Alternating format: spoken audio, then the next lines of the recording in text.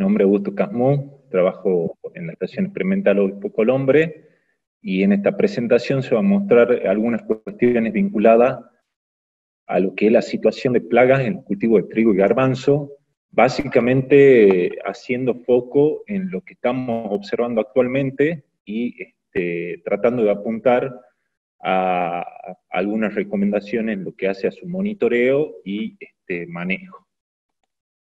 Para comenzar con la presentación, vamos a abordar en lo que es plaga de referencia al complejo de pulgones, que es lo que estamos viendo actualmente con el complejo de pulgones, y cuáles serían las recomendaciones de acá en más para esta plaga en el cultivo. Vamos a hacer mención también al tema de ácaros en trigo, que es un problema que comenzó a aparecer estas últimas semanas, y hay algunas cuestiones, algunos criterios que el productor o el técnico debe tener en cuenta para hacer un manejo efectivo de esta problemática y no dejarla avanzar. Y en lo que es plaga de garbanzo, vamos a comentar la situación de oruga bolillera, de Helicoverpa en el cultivo, que es lo que estamos viendo, y también vamos a hacer una mención final de lo ocurrido con la mosca barrenadora, que es una plaga recientemente detectada en garbanzo, y a la cual estamos monitoreando como para que el productor tenga una referencia de lo que está ocurriendo con esta problemática.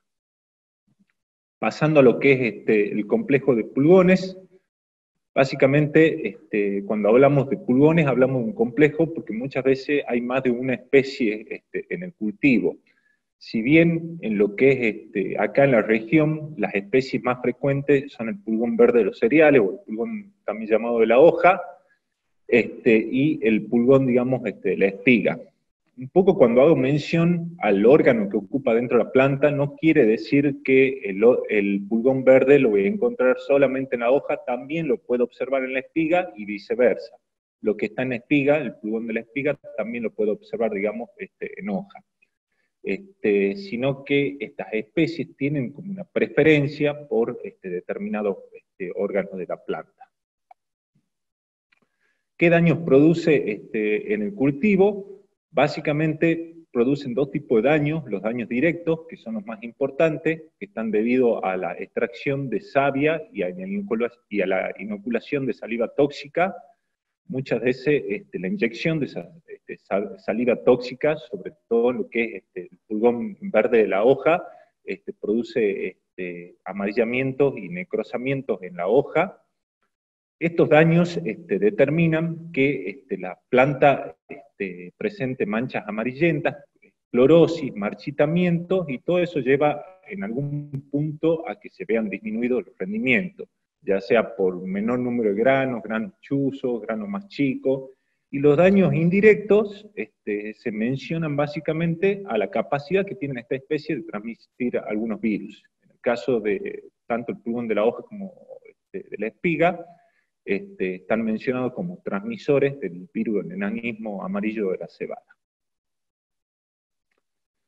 Acá en este gráfico un poco quería marcar cuál es el impacto de esta problemática en el cultivo. Esto es un ensayo que hicimos hace un par de campañas. Acá tienen distintas situaciones. Caso de el testigo, digamos, donde se dejó actuar al complejo de pulgones a lo largo del ciclo del cultivo. Después, acá, en impacto del pulgón de la hoja, solo se lo dejó actuar durante la fase vegetativa del cultivo, y esto era un control total al cual se le aplicaba en forma frecuente insecticida. Y un poco lo que quiero, que básicamente pueden ver que en el caso de la presión que tuvimos del pulgón en las hojas, no tuvieron un impacto significativo del cultivo. Sí, cuando ya se sumó acá, digamos, la parte de pulgón en la espiga con pérdidas de hasta un 45% de la productividad. Acá tienen un poco, para hacer referencia a los niveles que teníamos de pulgón en el ensayo ese. Cuando hablamos de un testigo, hablamos que el testigo tenía más de 60 pulgones por planta durante la etapa vegetativa, sobre todo en las etapas finales de macollaje y elongación, y entre 30 a 40 pulgones por espiga. Y cuando hablamos del tratamiento con pulgón de la hoja, estamos hablando de niveles también semejantes a lo que tenía en el testigo, en la fase vegetativa, mientras que ya en la etapa reproductiva, en la etapa de espigazón, ya como se controló acá el problema, la cantidad fue mínima de la plaga. y en el caso del control total, bueno, eso lo fuimos aplicando de forma frecuente para no tener daños de la plaga en el cultivo. Entonces, un poco esto para reflejar la importancia que tiene, digamos, el pulgón, sobre todo hablando de este complejo, lo que hace el pulgón de la espiga. En este ensayo también se hizo un análisis de los componentes de rendimiento y un poco se puede ver que el componente más afectado fue básicamente el número de granos. Como pueden ver acá en el gráfico el número de granos cayó significativamente con respecto a los otros tratamientos. También se vio afectado el peso de 1000 semillas, pero el número de granos fue el que mayor impacto. Y esto obedece, digamos que, me olvidé de mencionarlo, pero en ese ensayo la ocurrencia de pulgón de la espiga, esos niveles que les mostraba ahí recién de 20, 40 pulgones por espiga, ocurrieron en las fases iniciales de la espigazón, que es ahí, digamos, donde puede llegar a causar el impacto de un menor número de granos por espiga. Actualmente los cultivos de trigo están ingresando, están por ingresar ya a la fase crítica, entonces hay que tener muy en cuenta sobre todo la ocurrencia de pulgón de la espiga. Haciendo mención a lo que es el monitoreo, básicamente el monitoreo de pulgón se hace a partir de la revisión de plantas durante las etapas vegetativas y ya cuando el cultivo está ingresando a las etapas reproductivas de espigazón, se hace revisión de espiga. Acá tienen un poco una tablita con umbrales, según el tipo de pulgón y etapa fenológica del cultivo. Pueden ver que en la etapa vegetativa, las etapas iniciales son como las que más críticas, digamos, donde se tolera menor cantidad de pulgón. A medida que avanza ya la etapa vegetativa, el trigo puede tolerar mayor cantidad de pulgón. Y lo mismo sucede cuando hablamos de la fase reproductiva. Como pueden ver, las etapas iniciales de espigazón, floración e incluso inicio de llenado de granos son como más críticas al ataque de la plaga. Entonces, esta es una cuestión, digamos, que lo tenemos que tener muy en cuenta a la hora de hacer el monitoreo. O sea, hoy tenemos que hacer mucho foco en esta etapa, digamos, del cultivo, como para definir hacer o no, digamos, una aplicación para controlar esta problemática. En cuanto a productos para su control, la verdad existe, digamos, una diversidad, digamos, de productos para el control de pulgón. En líneas generales, el manejo se hace a partir de fosforado, ya sea un clorpirifos, un dimetoato. También hay algunos productos, digamos, como algunas mezclas de neonicotinoides más piretroides que andan muy bien con el tema del pulgón, y pueden ver los niveles de control con los que logramos, digamos, de pulgones con estos productos. Acá se muestra otro ensayo también, donde se agregan algunos otros productos, como algún piretroide, algún neonicotinoide de última generación, en donde se ven controles satisfactorios. Muchas veces acá la opción de uno u otro producto va a depender mucho, que ya lo vamos a abordar un poquito más adelante, de las plagas que yo encuentro en el cultivo, porque muchas veces no voy a tener solamente pulgones en el trigo, puede tener problemas con ácaro, entonces va a ser mejor un producto que otro para tener un espectro mayor de control de plagas. Una cuestión muy importante en trigo y que se la ve muchas veces de forma muy frecuente, cuando yo voy a definir el control de pulgones, tengo que tener en cuenta a todos estos controladores naturales que son muy comunes de observar en el trigo, tanto parasitoides como predadores. Muchas veces la definición, por llamarlo así, la mala definición de una aplicación, digamos, de insecticida, puede tener un impacto muy negativo, digamos, sobre estos controladores naturales y permitir que resurjan las poblaciones de pulgón sobre el trigo. Entonces hay que tener muy en cuenta cuando yo voy a hacer monitoreo lo que voy observando, tanto de parasitoides como de predadores, que muchas veces me definen una caída significativa de la población de pulgón y no necesito, digamos, hacer aplicación para su control.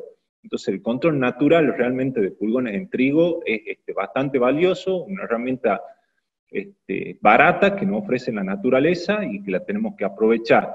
Y se va a basar mucho la decisión en monitoreo. Si yo no hago monitoreo del cultivo, esto se me va a pasar y puedo tomar decisiones erróneas en el manejo del pulgón. Pasando a lo que es ácaro, como mencioné, un problema que comenzó a cobrar importancia en estas últimas semanas y es un poco producto a las condiciones en las cuales se está desarrollando el cultivo. Básicamente, condiciones de temperatura, hemos tenido algunas temperaturas altas hace una semana, 10 días, y sobre todo la cuestión, digamos, de sequía, que son condiciones que favorecen estas plagas. En el caso de los ácaros, son pequeños, pueden ver el tamaño de 0,6 a 0,5 milímetros, el adulto es de color oscuro o pardo.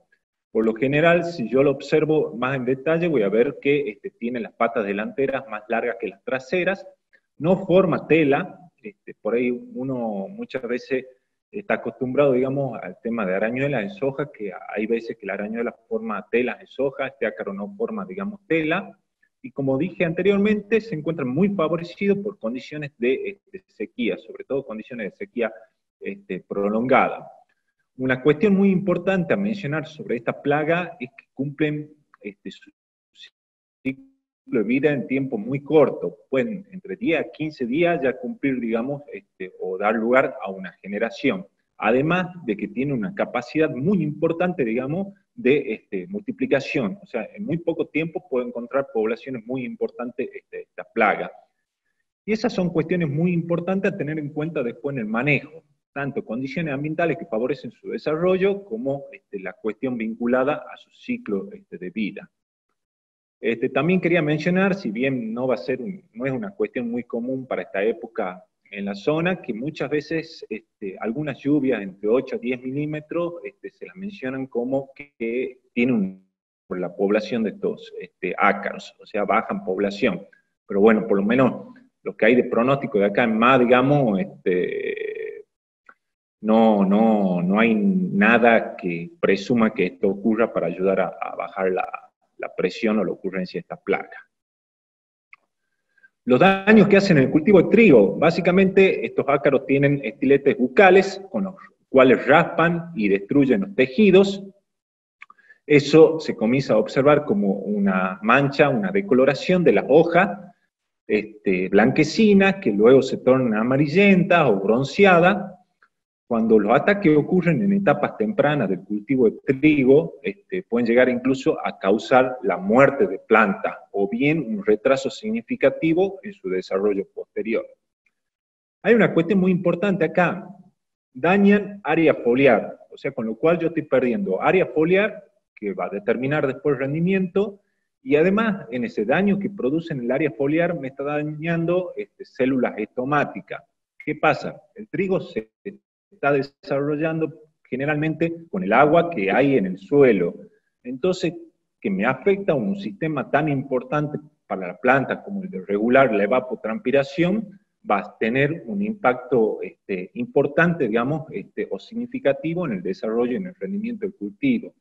Entonces, por ahí, muchas veces uno dice, no, la verdad que veo que tengo algo, lo voy a esperar, pero en el tiempo ese que yo estoy esperando, el tipo me está dañando el área foliar, me está provocando daño en lo que es el proceso evapotranspiratorio, que es un aspecto clave, digamos, en un cultivo en donde se desarrolla con el agua que ha acumulado en el suelo. En lo que hace a manejo, vamos a mencionar algunos factores. Acá juega mucho en el manejo de ácaro en trigo, juega mucho el criterio del técnico, de cómo lo está viendo, digamos, al lote de trigo. Hay que tener en cuenta que no hay umbrales desarrollados para esta problemática. Entonces, el técnico tiene que hacer una buena lectura, digamos, de lo que es la situación del cultivo, la situación de cada lote, qué expectativa tengo yo con ese lote en cuanto a rendimiento, como para definir, digamos, aplicación.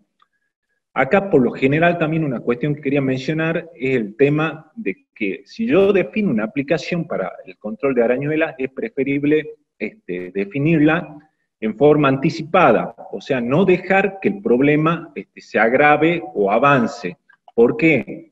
Por lo que mencionaba anteriormente, que si yo lo dejo que avance, me va a afectar todo el área foliar del cultivo de trigo, va a romper lo que es la regulación del proceso evapotranspiratorio, y además voy a tener mayor cantidad de arañuelas sobre el cultivo, con lo cual cuando yo defina la aplicación seguramente voy a controlar una parte del problema, pero otra parte me va a quedar, y como tienen ciclo de vida muy corto, se producen reinfestaciones rápidas, digamos. Entonces, la clave es que en función de cómo se esté viendo el lote de trigo, se defina si hay poblaciones bajas de arañuela, se define ya aplicación, digamos.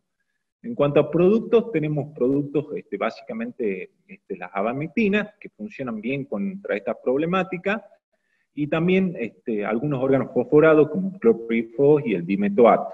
En esta problemática, digamos, es clave ajustar muy bien todos aquellos aspectos que hagan a la calidad de aplicación para lograr una buena llegada, un buen contacto con la plaga. Pasando un poquito ahora a lo que es garbanzo, vamos a hacer mención a una problemática clásica en el cultivo, como es la oruga bolillera. Esta oruga bolillera hay que tener en cuenta que es una plaga que está muy asociado al sistema, digamos, a la sucesión de cultivos. Nosotros durante la época estival la encontramos en soja y durante el invierno la encontramos, digamos, más que el invierno, fines del invierno, principio de primavera, la encontramos en el cultivo de garbanzo. Esta plaga se caracteriza por tener una forma que es una pupa diapausante que transcurre en suelo cuando las condiciones ambientales son adversas, que generalmente son en el otoño y al inicio del invierno. Permanece bajo esta forma. Cuando ya se vuelven a restablecer las condiciones de temperatura, hablando ya de lo que es agosto o principio de septiembre, se reinicia la emergencia de los adultos que comienzan a colonizar, digamos, el cultivo de garbanzo. Condiciones favorables para su desarrollo, condiciones básicamente de sequía y de alta temperatura, que es una situación que la estamos viviendo ahora. Ahora, una cuestión también quería comentar, esta plaga, oruga bolillera, es controlada por la soja intacta. Entonces, en la medida que, ya saben que acá en la zona, digamos, hay una adopción importante de esta tecnología que también puede contribuir a bajar poblaciones y que no tenga tanta presión o tanta ocurrencia el cultivo de garbanzo. Eso como una mención particular. Hablamos de un complejo de especies en donde básicamente tenemos todas estas especies, las podemos encontrar en el cultivo de garbanzo. Sin embargo, la más frecuente, como lo pueden ver acá, es el Helicobacter pagellatopoeon, que es la especie nativa. Estos son datos de capturas con trampa feromona, en donde se puede ver, digamos, que la especie más frecuente capturada fue el Helicobacter pagellatopoeon. Y estos son datos de recolecciones de larvas del cultivo de garbanzo. Ahí tienen los porcentajes de cada una de las especies. Pueden ver que la más frecuente es el Helicobacter pagellatopoeon. Tiene un poquito cuál es la dinámica de la plaga. Como mencioné anteriormente, acá en las barras tienen la captura con trampa de feromona y la línea indica los niveles de larva.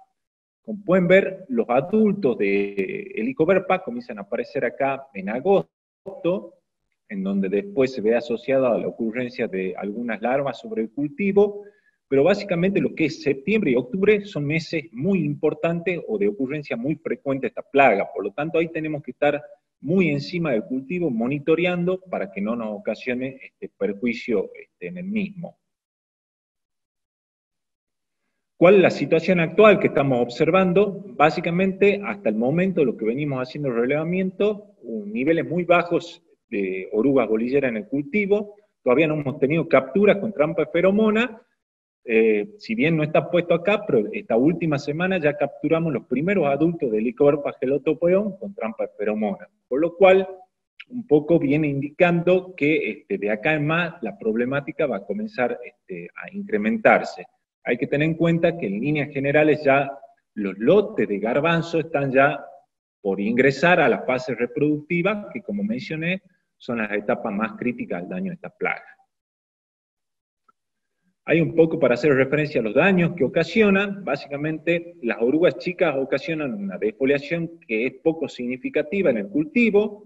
Esta oruga, cuando alcanza un tamaño algo mayor, ya si tiene disponibilidad de cascabullo, ya puede ir a ocasionar daño en el cascabullo, como lo pueden ver acá, que ocasiona inicialmente un raspado, y a medida que se desarrolla, ya comienza a alimentarse los cascabullos. Por ahí se agarra cascabullos tiernos, los consume completamente, como la situación esta que ven acá, o si ya agarran el cascabullo un poco más desarrollado, con grano, directamente se introduce en el interior del cascabullo para consumir el grano, ya que esta especie tiene mucha preferencia por alimentos ricos en proteínas, por lo tanto siempre va a apuntar a los granos. Los daños que ocasiona el cultivo, también acá como para que tengan una referencia de la importancia, esta es una situación de parcelas sin aplicación para oruga bolillera versus parcelas con aplicación. Pueden ver que la aplicación baja significativamente los niveles de daño en cascabullo. En amarillo tienen los cascabullos dañados, y acá en rojo tienen dentro de esos dañados cuánto tenían perforaciones. Algunas evaluaciones que hicimos, también se vio que causan un impacto en el rendimiento del cultivo, con pérdidas, nosotros hemos determinado hasta un 14% de pérdida, y después tenemos también la pérdida de calidad, digamos, por ahí con el tema de granos consumidos, digamos, que es un factor muy importante y a tener en cuenta en el garbanzo. Pueden ver granos comidos por la oruga con distinta intensidad. Monitoreo. Como toda plaga, la herramienta, digamos, el monitoreo, el seguimiento es clave para definir después una estrategia específica. En el caso del monitoreo, básicamente lo que se emplea es el uso del paño. Acá vamos a hacer mención a que la dificultad de monitoreo va a estar determinada por la estructura que tenga el cultivo. En líneas generales, en cultivo de garbanzos con buen desarrollo, con buena estructura, es más difícil hacer un monitoreo porque ya las plantas se tocan una contra otra, ya no hay una diferenciación del entresurco, como sería acá en situación de garbanzo en secano, en donde es más fácil de hacerlo. Así que esas son cuestiones que lo tengo que tener en cuenta, digamos, cuando yo voy a hacer el monitoreo, el desarrollo del cultivo. Cuando yo voy a hacer monitoreo, básicamente lo que monitoreo son larvas. Hay que tener en cuenta también que cuando estoy haciendo esta tarea, y sobre todo en esta época que comienza ya a levantar la ocurrencia de la plaga, también es importante que la persona que haga el monitoreo comience a ver la presencia de huevo, que es un indicativo, digamos, de lo que va a ocurrir con la plaga. Después también la observación de orugas pequeñas. Estas orugas pequeñas muchas veces no caen en el paño porque tejen como unas telitas, digamos, que las mantienen en la hoja. Entonces es importante la revisión, digamos, de brote para poder determinar la ocurrencia, digamos, temprana de la plaga. En lo que es alternativa de control, básicamente tengo varias opciones para controlar bolillera. Es importante también acá la cuestión de rotar activo, en el caso de hacer más de una aplicación. Lo que sí, acá se menciona que si bien tengo varias alternativas, muchas de ellas tienen registro para bolillera en soja, pero no cuentan con registro para bolillera en garbanzo. O sea, dado que es un cultivo regional, hay muchas alternativas que se usan y hoy no tienen registro, digamos, que es una cuestión pendiente a resolver en el futuro. Los controles, básicamente el momento de aplicación es clave para esta plaga. Tengo que agarrarlo con orugas chicas, porque si yo ya estoy en la etapa reproductiva del cultivo con orugas grandes, muchas de esas orugas grandes van a estar en el interior de los cascabullos y no voy a tener buena eficacia en el control. Entonces, trabajar preferentemente con larvas chicas, sobre todo si estoy trabajando con productos residuales. Y la otra cuestión también muy importante es no anticiparse mucho a lo que es la aplicación. O sea, si yo estoy entrando en esta época que el garbanzo recién está floreciendo y tengo alguna ocurrencia de la plaga, por ahí si yo me anticipo a la aplicación, muy probablemente tenga que hacer una segunda aplicación porque con esta primera no voy a llegar, digamos. Entonces es importante, digamos, por eso el monitoreo para realizar la aplicación en tiempo y forma para lograr un control efectivo de la problemática. Y acá también la parte de los aspectos vinculados a la calidad de aplicación que hacen a la efectividad del producto. Después ya para ir terminando, vamos a hacer mención a lo que es la mosca barrenadora, Melanogastromyces zohae, que es una plaga que fue detectada en la Argentina en el año 2019 en garbanzo, después se la detectó en soja, como pueden ver ustedes acá, en verde están los lugares donde se la detectó en soja, que básicamente son Santa Fe, Entre Ríos, Tucumán y zonas de influencia. En amarillo, lo que hace referencia a poroto, en Tucumán y sur de Salta, y en rojo en garbanzo. Garbanzo fue detectada por primera vez en la Argentina en el 2019 en Córdoba, y esta campaña ya la observamos acá en Tucumán también en el cultivo de garbanzo. Esto es un poco un relevamiento que hicimos en distintos lotes, distintas localidades con garbanzo, entre mediados de julio y hasta la semana pasada, y pueden observar que todos los lotes en donde hemos hecho el relevamiento de la plaga, hemos tenido presencia de daño de la plaga. y también presencia de la plaga en el cultivo. Obviamente con niveles variables, niveles de infestación que fueron desde un 2% hasta un 27%. Pero la planta está presente actualmente en el cultivo. Nosotros acá en esta localidad, en San Agustín, estamos realizando una evaluación de la fluctuación de esta problemática, que es un poco lo que les voy a mostrar ahora. Acá tienen lo que es fluctuación de adultos, que lo hacemos con una trampa amarilla, pegajosa, para detectar la presencia de la mosquita. Pueden ver que hemos iniciado estas evaluaciones hasta las últimas evaluaciones que hemos hecho el 3 de agosto, o sea, esta semana también tenemos evaluaciones, pero no están puestas acá. Hemos tenido presencia de la plaga. ¿Y qué cuestión quería mencionar acá? Que nosotros pensamos en un principio, bueno, sí, vamos a tener presencia de plaga, pero después de todas las heladas estas que ocurrieron en la localidad esta, en Monte Redondo, pensamos que eso iba a tener como un efecto significativo en la evolución de la problemática. Sin embargo, continuamos observando presencia de la plaga. Incluso pueden ver acá heladas bastante intensas de principios de julio y fines de julio que no frenaron significativamente el problema. Actualmente nosotros estamos haciendo relevamiento en garbanzo, pero también aprovechamos que en el lote teníamos soja guacha para hacer relevamiento en soja. Acá tienen la fluctuación, la fluctuación de larvas y pupas en garbanzo, en comparación a la fluctuación observada en soja. Pueden ver que en la soja guacha hubo mayor ocurrencia de la plaga.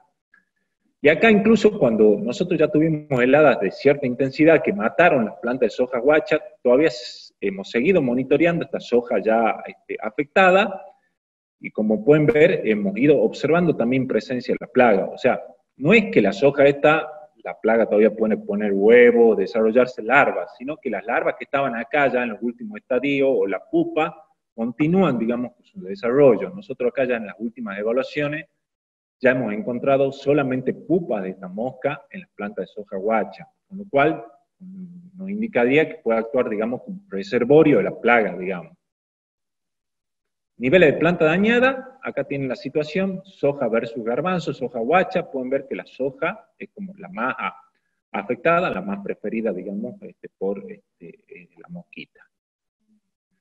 Esto como para que tengan, digamos, una idea de cuál es el daño que se asocia más a la mosquita, a la mosca esta en garbanzo. Básicamente lo que hay que tener en cuenta es la observación de la presencia de estas ramas amarillas. Como pueden ver acá, una plantita con rama amarilla. Nosotros sacamos la planta esa, acá tienen la ramita amarilla. Si yo veo esta planta, tiene un sistema radicular sano, o sea que no está afectado, digamos, por ningún patógeno, que muchas veces nosotros sacamos plantas y veíamos acá estrangulamiento, manchas necróticas y demás, y en realidad el amarillamiento no estaba asociado a la presencia de la mosca. Cuando nosotros tenemos esta situación con un sistema radicular sano, en 7 de cada 10 plantas hemos encontrado presencia de la plaga, lo cual es como un indicador, digamos, de su ocurrencia en el cultivo. ¿Qué es lo que podemos observar? Cuando hacemos el corte de tallos, ramas, podemos observar la presencia de las galerías y podemos encontrar ya sea la larva o la pupa de esta mosquita. Eso es todo, muchas gracias, un especial agradecimiento a todo el equipo de trabajo de la estación y a los colaboradores externos, muy especialmente al ingeniero Cochi Forenza, digamos, que lamentablemente no está hoy con nosotros. Y cuando estaba preparando esta presentación, la verdad, muchas de las cosas que se mostraron eran cosas que se realizaron en el campo de Cochi. Así que, bueno, mi agradecimiento a todos. Muchas gracias.